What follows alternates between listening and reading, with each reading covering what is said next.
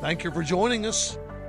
Our daily devotion for a look at the book today is a true story I read about a woman in St. Louis, Missouri.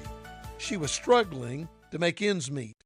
She reluctantly invited a man to move in and help her with the rent and groceries.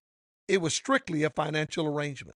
Although the man had his own room and there were established boundaries, the woman eventually grew uncomfortable with the situation. The man became increasingly demanding day by day.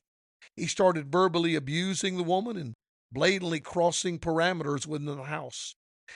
She became frightened and asked him to leave, but he just laughed and said, "No, you're the one who invited me to move in. I have a right to be here and you can't stop." Finally, the frustrated woman went to a lawyer seeking legal advice. He sent her to a judge who issued an injunction. The woman then went to the man, showed him the document, and said, "You have no authority or right to be here. In the name of the law, get out of my house." Although the man complained, he had no choice. He had to take his belongings and vacate the property or face the consequences.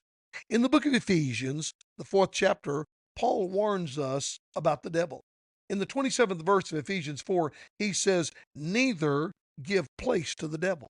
It's interesting. That word place means occupancy. Unfortunately, sometimes we as Christians carelessly open up the rooms of our house and let Satan move in. It doesn't take our enemy very long to make himself at home and take over the place. But the devil has no right on God's property. You cannot command him to get out in your own authority. However, you have all of the authority and power of heaven's court behind you. You can tell the evil intruder he has no right to stay. All you have to do is stand in the name of Jesus and say, "Get out."